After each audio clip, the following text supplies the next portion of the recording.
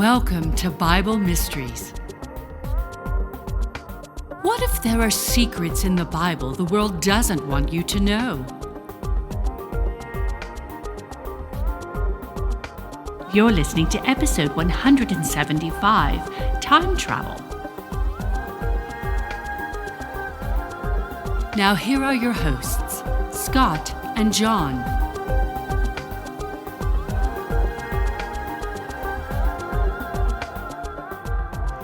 Hello, welcome to Bible Mysteries Podcast. I'm Scott Mitchell. And I'm John Potts, and this is the show that talks about things in the Bible that the world doesn't want you to know. And we are going to get into an interesting topic today about time travel, John. That is going to be interesting there. Yeah, I think people, it's been the realm of science fiction ever since H.G. Wells' The Time Machine. But I think we're going to look into the Bible and see, is time travel even possible? Okay. And if it is, who can do it? And who's been doing it? Yeah, who's been doing it? Yeah. So interesting. So before we dive into that, we're going to go ahead and welcome our newest seekers. Oh, I'll take care of that. So this episode is brought to us, or brought to you, by the following new subscribers, and they are Micah G., Michelle M., Wesley L., Stephanie J., and Jennifer T., all of which who became seekers in September of 2023. Thank you all very much. Thank you so much for becoming seekers for us. And as we started doing recently, we're letting people know some testimonials of folks that have been impacted by this show. Mm-hmm. And we're doing that because we want you as our seekers, our subscribers that support us, we want you to know that this is the kind of impact you're making in people's lives. I've got a little testimonial here from Eric S. Okay. And he writes, I've emailed you before to let you know that because of you, I began seeking God's truth passionately. I was saved last year and then baptized on February 4th of this year. I hope this gives you encouragement to know that you are having an impact. Wow. And it does, Eric. Wow. That gives us great encouragement to know that anything we could do would have a positive influence on someone's life. Yeah. And that really is the goal, that we want you that maybe have never even picked up a Bible to think, these things are in the Word of God. This is in the Bible. And hopefully dive in yourself and maybe come to an understanding. Now did he say he was saved as a result of listening to the show? Or he was saved and then he started listening? Or is it unclear a little bit? Well, I'm not sure. I gleaned by the way he wrote it that maybe he got saved, he says, last year. Okay. So it seems like it was recent. So we'll take the feather. Yeah. And we'll say, he got saved because of Bible mystery. I guess I was asking that because either way, I mean, if you were saved as a result of you listening to the show, which praise God if that happened, or if you are a Christian already and which I'm going to relate to myself. I've been a Christian for many years. Probably hadn't lived like a Christian my entire life, but that's, neither here nor there. But anyways. Many of us. I think everybody has that testimony, right? But I've been a Christian for many years, and I guess there were things in the Bible that opened up to me in the last 2 or 3 years, right, that I'm starting to learn about now. So for this gentleman here, he's been a Christian for a year, and he's listening to the podcast. He's hearing stuff that a lot of people their eyes are just being now opened up to. Right. I want to follow up on that thought. The seed war, the prophecies that are out there, the fallen angels, all that stuff. But go ahead. Sorry. No, I want to follow up on that thought. What I'm going to do is I'm going to read one more testimonial from another person, and then I want to come back to what you just said because it reminds me of something. So first, Greg M. also wrote us, and he said, I just want to let you all know how much I've enjoyed listening to your podcast for about the last 5 months. I finally got around to donating and subscribing. Thank you very much. My wife and I look forward to each upcoming episode. That's great to know. Yeah. Keep up the great and super thought-provoking work you're doing. We absolutely love it. We look forward to meeting you all in heaven, if not sooner. Now that I love. Okay. Look forward to it because that tells me they know it. They have a testimony. And so thank you for that, Greg, and for all of you that write us. We appreciate you, but we also want to share these things because we want our seekers to know this is the kind of fruit you're bearing, this kind of impact you're having. Now, John, when you just shared your own little testimony about being a Christian for many years, but recently coming to understand Yeah. more. And it's like, would you say something rekindled an interest in the scriptures for you? I think it was just more me finding out that there was so much more to the Bible than just a bunch of stories, right? Yeah. So, because you've shared with me that some of your own upbringing was, you know, you had parents that kind of made you go to some things. Yeah. So you didn't necessarily want to be there all those times, but you were sort of, you've had your fill of it, you know. Yeah, and everything that I heard growing up and being a Christian, I thank God for my parents and what they, had me do. Of course. Was all about Paul's ministries, which are great, and everyone should study those. And Absolutely. Was all about rightly dividing the Bible, and that only Romans through Philemon was written directly to me, right? And as a result, I only thought that the Old Testament and the other books of the Bible were a collection of stories about God's people, and I understood all that, right? The creation message and things like that. I never really spent any time studying any of that, nor did I know of all of the amazing stuff that was in there, right? Yeah. When you start learning about Genesis 3 and the beginning of the seed war, right? Yes. When I heard that for the first time, I was like, I'd probably read that 25 times, but I never thought a whole lot about it because it just sounded like the creation story. When I was introduced to what really happened in Genesis 6, where fallen angels took wives of human women, Right. and created the Nephilim, I had probably read that before and just thought it was another old Bible story, right? When you start thinking this is talking about the history of the world and what happened. When you truly wrap your mind around that and listening to podcasts like this or other podcasts that are out there that teach about this stuff, all of a sudden the Bible takes on a whole new meaning. We're like, why was God sending Joshua into the lands to wipe out entire groups of people? Well, they weren't truly people, right? They were Rephaim that were still remnants of the Nephilim that are on earth. And then all of a sudden, once you start diving, and I'm scatter shooting here on a lot of stuff, right? You start thinking about, well, the UFO phenomenon, which is apparently real because there's so much evidence of it, breaks the brains of Christians, right? Yes. Well, then all of a sudden, wait, you can tie the UFO phenomenon into what happened in the history of the world. And I don't know. What I'm getting at is there's so much more to the Bible than just a bunch of old stories. Exactly. And it ties in all of it, like the Bigfoot sightings. It ties in UFOs. It ties in the World Economic Forum and the Current sinister. events. Yeah, all of it. Absolutely. And as the world is kind of going crazy in the minds of many people, and it is, it allows us to make sense of it, But I remember, so many people may not know this, but when I first came to Texas, I started teaching Bible classes along the lines of the same rightly dividing that you grew up in. We actually had Bible classes for a time in your home, and your parents were part of that and supported us. And then work took you to other cities and you moved away. So we kind of lost keeping in touch with each other for quite a number of years. And it wasn't until recently that you had moved back closer to this area that we got in contact again. But the first thing that happened was you reached out to me to say, hey, I've been listening to your podcast.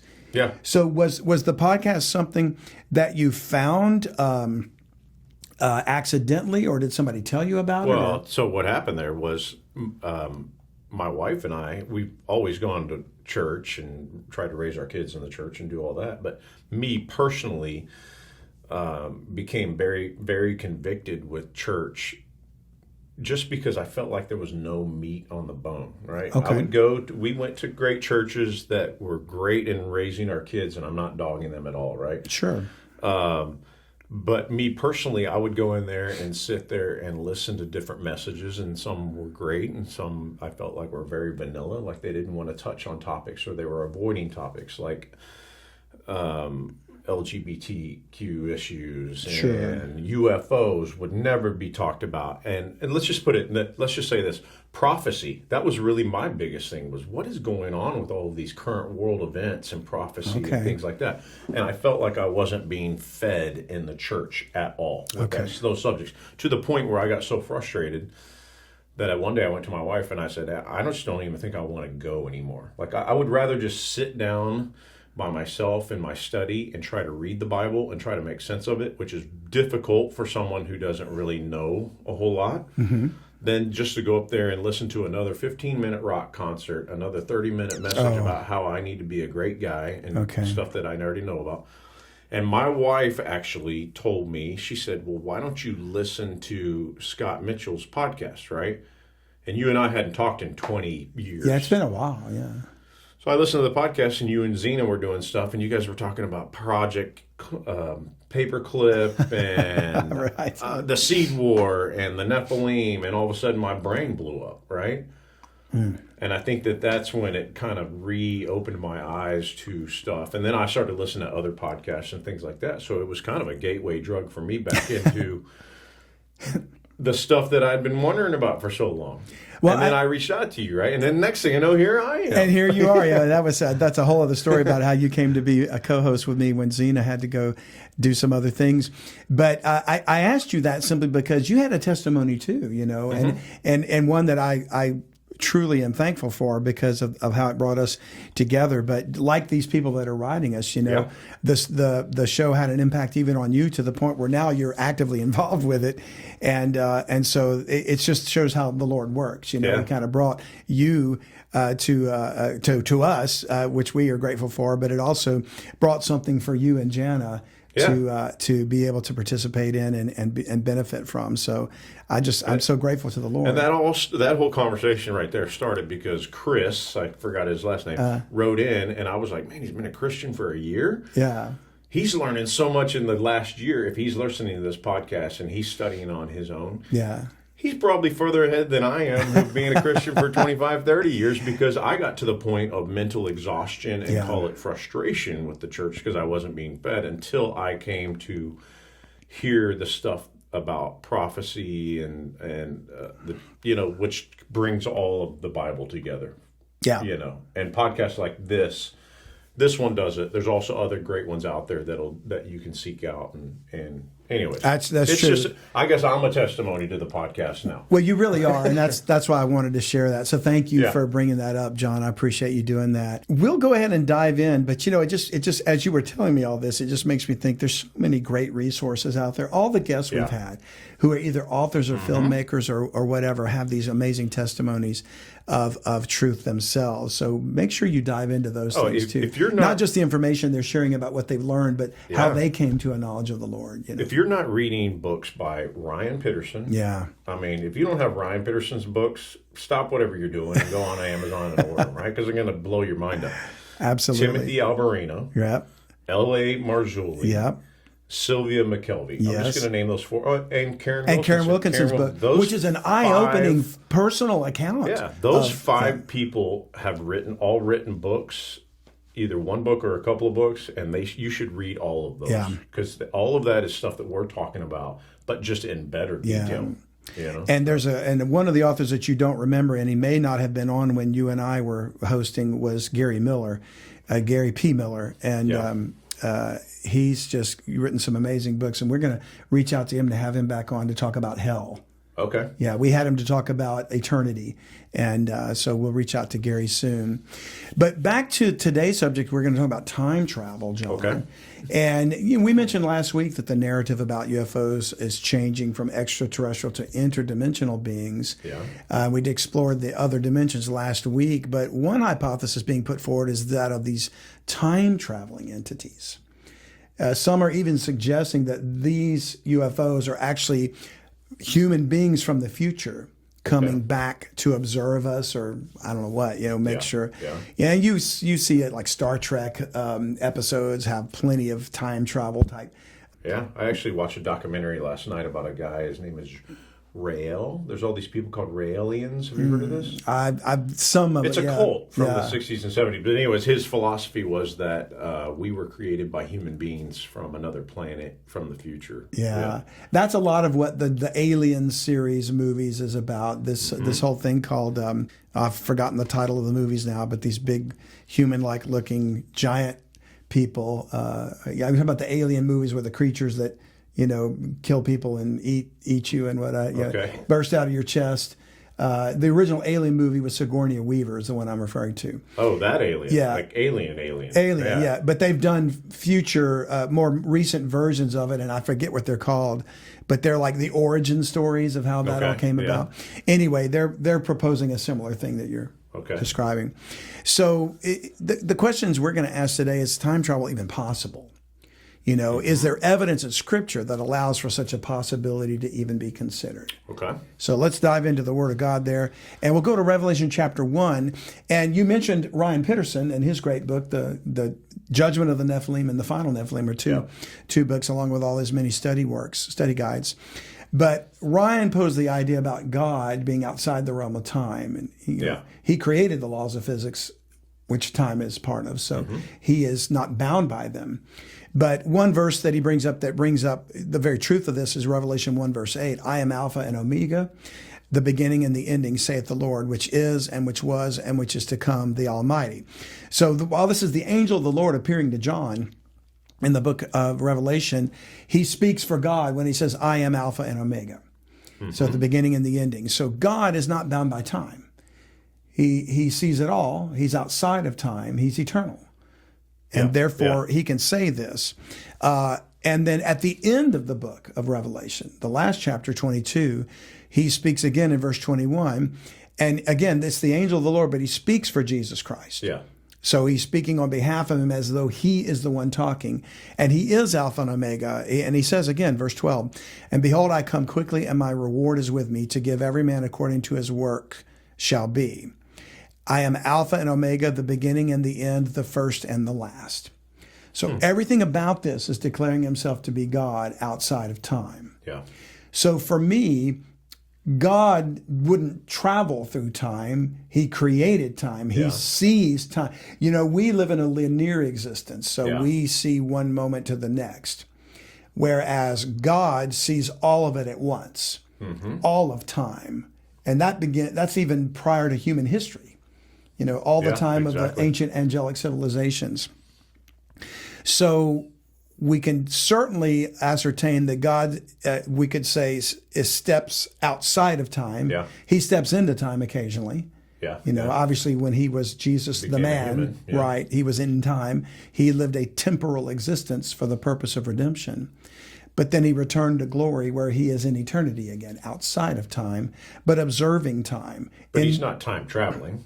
I wouldn't call that time traveling. Because that would be trying to place a marker on him saying he's here and now he's here when he's actually, I'm going to use a dumb term, 30,000 feet up. He's probably way more than that, right? But he's looking at the beginning and the end, and he's in both places at one time. That's more of an observation point with my limited vocabulary. I would agree with that. Yeah. And that he's observing all of time at once, both the past, present, and the future. Yeah. So he's not traveling through time. He is outside the confines of time. Yeah. You know, so we could say that he's removed himself from the space-time continuum, if you want to get scientific about it. It's a difficult thing for us to even understand. Exactly. Eternity is difficult to understand. Yeah.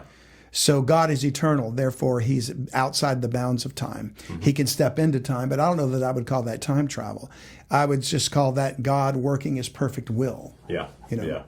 And then if we go to the book of Exodus, when Moses first encountered God on the mount in the burning bush, you know, God's speaking to him. And in a sense, you could say he's stepping into time to do that.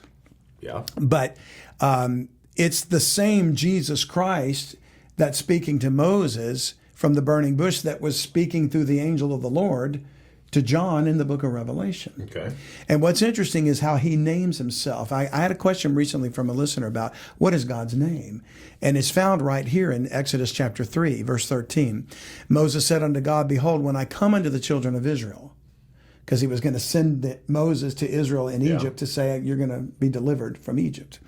When I come unto the children of Israel and shall say unto them, the God of your fathers hath sent me unto you, and they shall say to me, what is his name? What shall I say unto them? And God said unto Moses, I am that I am. And he said, thus shalt thou say unto the children of Israel, I am hath sent me unto me.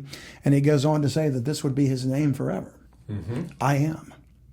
So that's an amazing thought. And Ryan gets into that in the final Nephilim about this is God, and he gets into some physics that I don't fully. Ryan would be better to describe it. Well, Ryan's got twice your brain power and easily 50 times mine. Easily. But he definitely explains how God steps out. He gets into the quantum physics realm of it, and how God can be in more than one place at one time because he's outside of time. This is Moses trying to describe. So he's saying to God, I have to go back to these people and explain to them who their God is, right? Right. Well, their only familiarity with gods is what they saw in Egypt, right? All these different gods that people were worshiping or whatever. Yeah. So he has to go back and say, well, which one are you? Yeah. And he's saying, I'm this God, the one who's been around forever, not those which are small g gods. Right, right. So we start with, he starts by saying, in a sense, my name is that which is not bound by time. Yeah. I am. Yeah. And just as Jesus is Alpha and Omega, the beginning and the end, who the first and the last, I am. He always exists. Mm-hmm. He has no beginning and no ending. But time has a beginning. Yeah. Because God created time for his creation.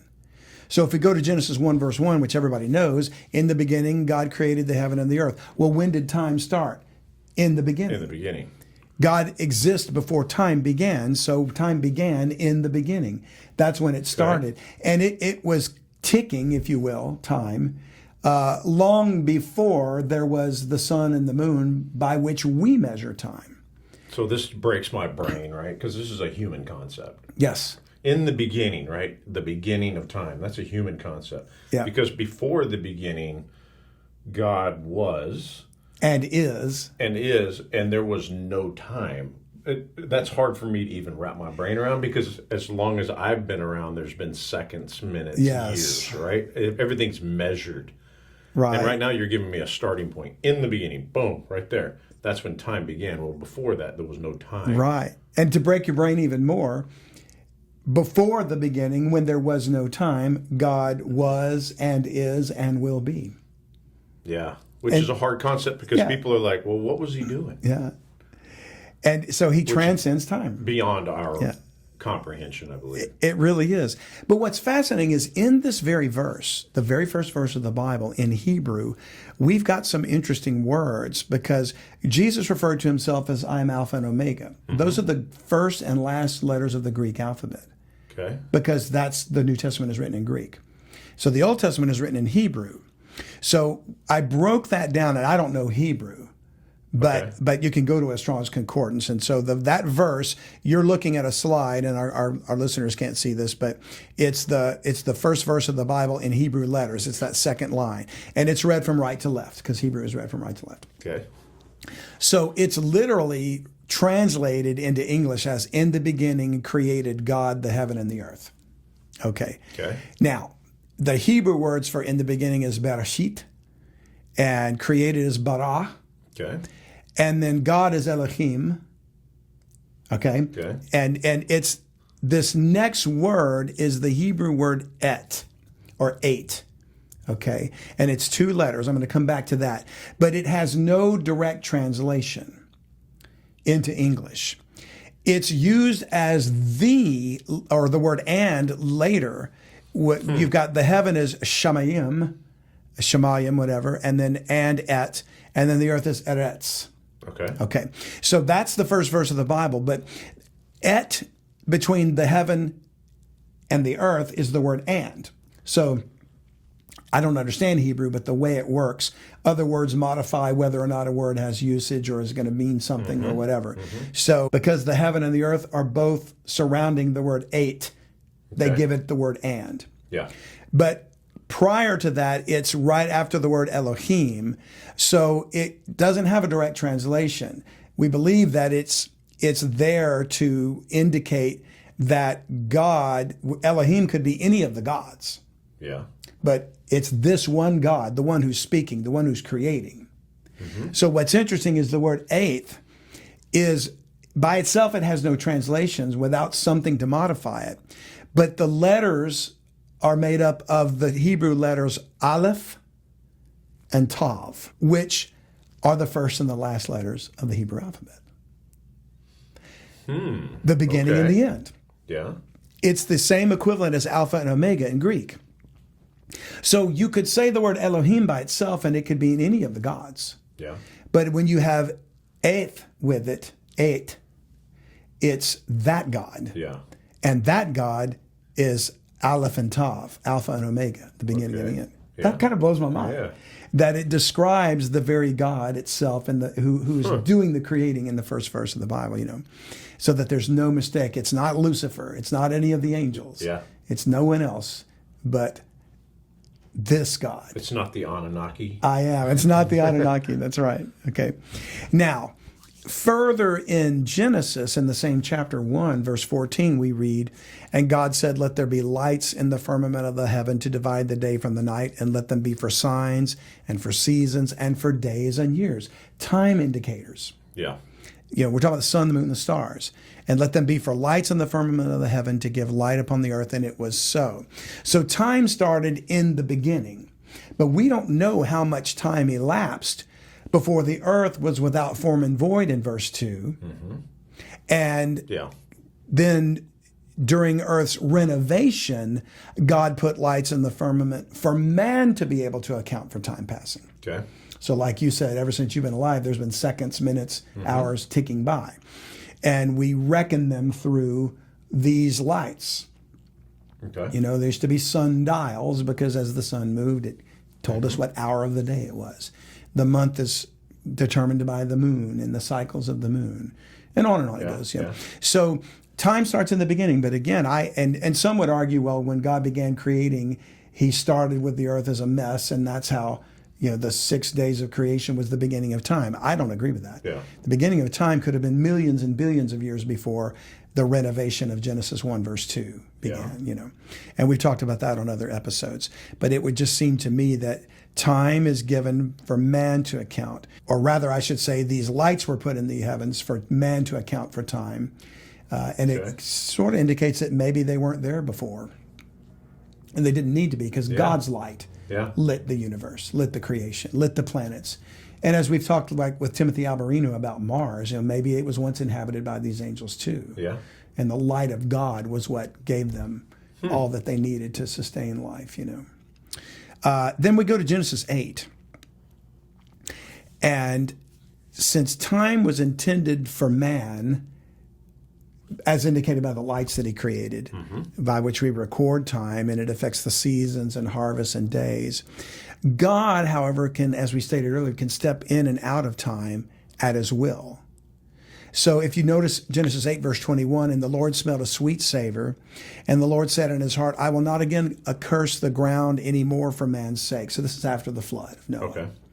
"For the imagination of man's heart is evil from his youth. Neither will I again smite any more every living thing as I've done. While the earth remaineth, seed time and harvest and cold and heat and summer and winter and day and night shall not cease." And the earth is going to remain forever. So time is never going to stop. That's another mind-blowing concept. While God is eternal and didn't even need time, he created time in the beginning, and then he put lights for man on the earth to account for time. And those are going to abide forever. The sun and the moon. Do you think that this part of the verse, "while the earth remaineth, seed time and harvest, cold and heat, summer and winter," so it's obviously talking about seasons here, "and day and night shall not cease," this flies directly in the face of people saying that, if we don't stop what we're doing, we're going to have another ice age? Oh, absolutely. It disproves climate change. Yeah. Yeah, completely. Okay. That's kind of what I was interpreting as I was reading that. Good call out there. Yeah. Because it's just one of many verses we could cite to say the climate change is a lie. Yeah. Sure, man can have an impact on the planet. We brought a universal impact of sin when Adam and Eve, But are we going to make it uninhabitable because of driving an SUV? No. Yeah. That's complete nonsense. Yeah. God said he's going to preserve it forever. Yeah. If the most damage that's going to be done to the climate is going to be done by the Lord himself. Yeah. And then he's going to restore it to a new earth, So that's another thing that climate change denies. They call us climate deniers. Now, when you say that, and I'm jumping to a whole other topic, but that is in reference to the Lord burning up the earth, right? To create a new earth. Yeah. And would that be pre-millennial reign of Christ? Well, you've got the damage that's going to be done in the time of tribulation, premillennial. Yeah. And then you've got the earth being burned up and a new heaven created at the end of the 1,000 years. So that's after the millennial reign of Christ. Yeah, well, there's destruction of the planet in both ends. Okay. Both ends. Wow. Okay. But not the complete. There won't be a new earth until the end of the 1,000 years. Okay. Yeah. So, and then, and again, I'm jumping on another subject, so I apologize, but that'll be the Lord burning up everything on the earth, and then that vessel comes down from heaven, which is the giant cube. The New Jerusalem. Yeah, the New Jerusalem. Whether it's a cube, I'm not sure, but it looks to be that way. Okay. Yeah, it could be a pyramid. Wow. Yeah, Wow. it could be.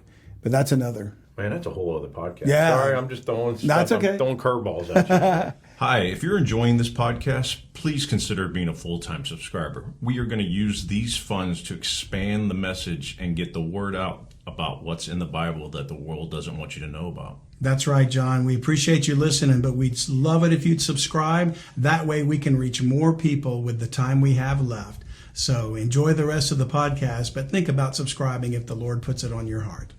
To subscribe, just go to BibleMysteries.supercast.com. Thanks. Well, that's good. Well, I mean, it's okay because we're already talking about something that, like I mentioned, Ryan Peterson's book, The Final Nephilim, he gives a bit of insight into quantum physics there, explaining how God exists beyond time, being in the past, present, and future all at once. But it's because of that he can tell us about that city that's coming. Yeah. You know, and even if we're wrong about the timing of it, it doesn't mean that's, you know. So this is why prophecy can be given. If you think about it, prophecy is like God's not telling the future. He is the future. Yeah. He's there now, seeing it and letting us know what's coming. Different than, say, a familiar spirit that can maybe, and that's what we're going to get into. Can they travel or see somewhat into the future only because they're in a higher realm or spiritual realm that we can't see? Yeah. You know. And so in Isaiah 46, verse 9, God says this, remember the former things of old, for I am God, I am, and there's none else. There's only one, ＥT-ԷLōhîm. Okay. There's none else. I am God and there's none like me, declaring the end from the beginning and from the ancient times the things that are not yet done, saying my counsel shall stand and I will do all my pleasure. So that's kind of what he declares the end from the beginning because he's there. It's not a matter of I'm predicting the future. Yeah. It's a matter of it's already been done. Yeah. So we you know, that's hard for us to comprehend, but in the sense of looking at it from the lens of man and time travel, he doesn't have to travel through time. Time exists within him. You know, he created it. He's the one that binds it. And he sees the end of eternity, too, because he's there as well. It's just a concept that's very hard for me to wrap my mind around because I don't know anything outside of linear time. We're finite, and God is infinite. Yeah. So, but we're going to join him in eternity, and yet we'll see time transpire. We're going to have day and night and season and harvest and seed time and all that. This is a hard conversation for me to have with my kids too, because they're like, okay, so we go to heaven and we have eternal life. And I'm like, yeah. And they're like, what do we do forever? Like, and it's like, just the thought of forever, everlasting life is like, blows my head up, right? Oh, it's How do you try to describe it to someone else, right? You're like, you know what? I don't know what we do for forever. I don't know that we could describe it or explain it. I think we have to just experience it and be in that realm and in glory with the Lord to even be able to comprehend it. And maybe that's part of the glorified body. Obviously, your intelligence is going to be way off the charts compared to what we're limited to by right now. Oh, yeah. I'll finally be able to, you know, walk and chew gum at the same time. Well, yeah, but I mean, I guess my point is your consciousness or your understanding of things, it'll be like, oh, yeah, now I get it, right? Here's what I'm going to do with eternity. Whereas now I'm worried about 10 years down the road right now. Yeah. You know, that's how limited my or thought tomorrow. process. Right? Yeah, right? So, anyways, deep thoughts there. So, talking about those things that are hard to comprehend, John, you know, we could get into the debate that some have about like flat Earth or spherical Earth. And we really don't know. Yeah. I mean, I believe the earth is a sphere. I've looked into the flat earth stuff, and I don't think there's anything to it.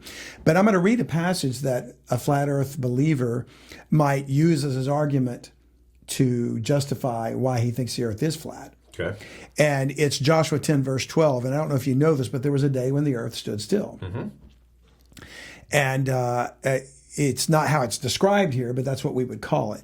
So verse 12 says, Then spake Joshua to the Lord in the day when the Lord delivered up the Amorites before the children of Israel, Rephaim giants, by the way. And he said in the sight of Israel, Sun, stand thou still upon Gibeon, and thou, moon, in the valley of Ajalon. And the sun stood still, and the moon stayed, until the people had avenged themselves upon their enemies. Is not this written in the book of Jasher? So the sun stood still in the midst of heaven and hastened not to go down about a whole day. Now, like I said, they would use this as an argument. Well, if we're spinning, and the earth were to suddenly stop, we'd all go flying off and into space and whatever. And the Bible says that the sun stood still. Well, what if neither is true? God, since he created time, and he said he created the sun and the moon and the stars for man to reckon time and seasons and whatever. Yeah. He could he could stop time. Sure. And maybe he simply stopped time and everything froze. I don't know how he did it, but God created the laws of physics. He can break them. He can suspend them. Time froze, but then they continued to fight.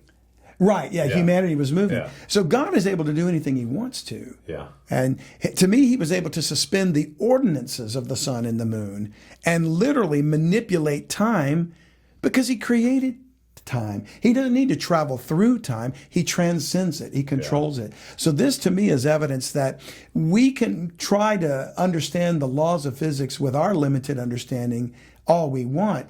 But even the most brilliant theoretical physicist has no more comprehension of the laws of physics than we are trying to understand eternity. Mm-hmm. You know what I mean? Yeah. It's that infinite for us.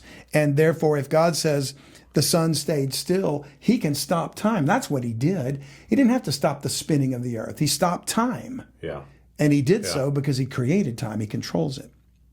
Now, is it possible that fallen angels or demons can travel or see through time, or at least to the future?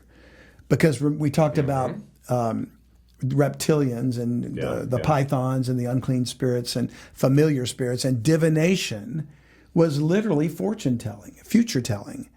So since I believe only God can manipulate time, since he created it, I would suggest entities in the spirit realm can maybe see some of the future, assuming it's not a lie when they reveal what they see, because they're liars. But maybe they can do some things, because sometimes they show a little glimpse of the future, and prophets, false prophets, can tell some of it as to be true.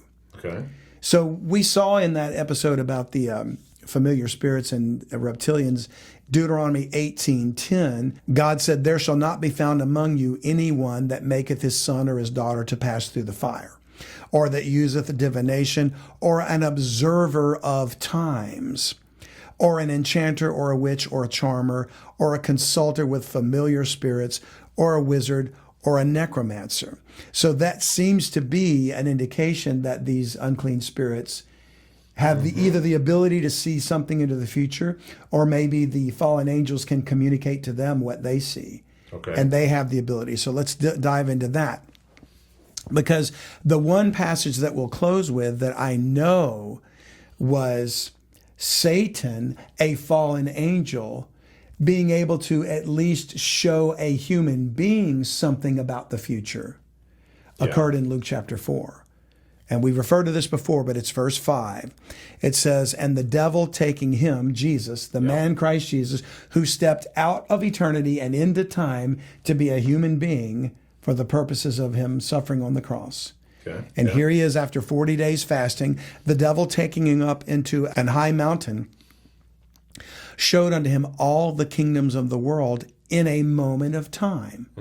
So God must have allowed him the ability to either glimpse into the future or bring Jesus in through time or something like that. So something about the spiritual realm seems to be able to see some of the future. Never mentions anything about the past. I don't think they can go back in time, So there's no back to the future kind of travel. But he was able to show Jesus all the kingdoms of the world in a moment of time. I would say that's future. You don't think that he's showing him everything from Nimrod all the way to the future at the end? It doesn't specify what it is. I would argue it's because he's about to make him an offer, and he can't offer him what has passed.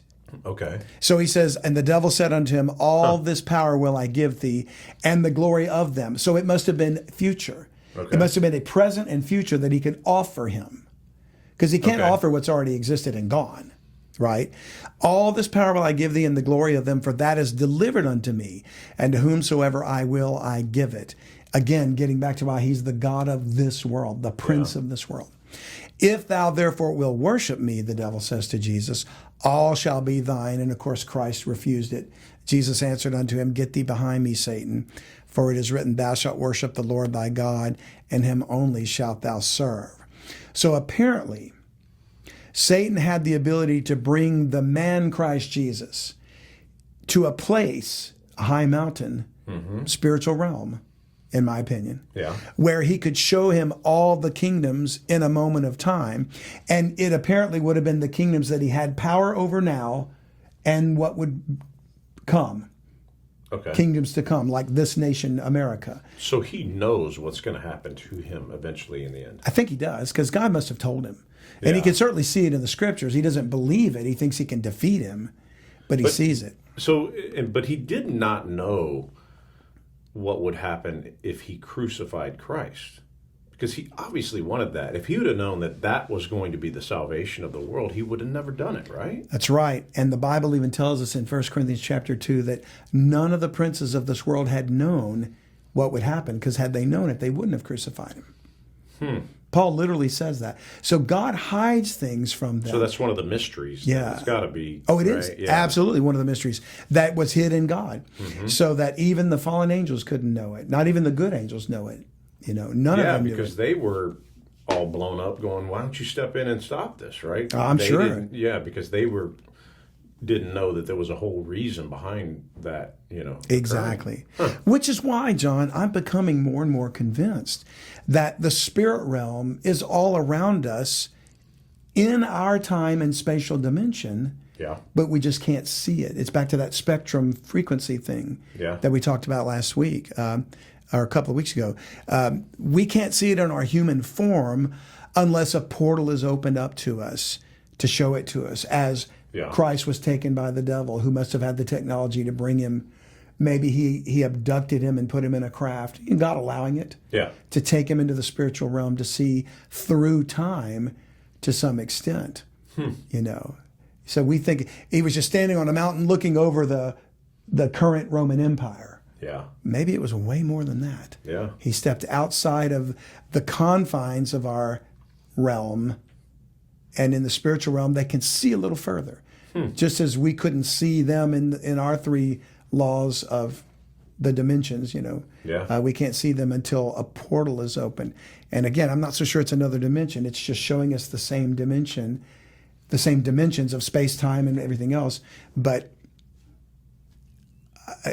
more of it that we currently are just blind to. So many things we don't have answers to. But we will.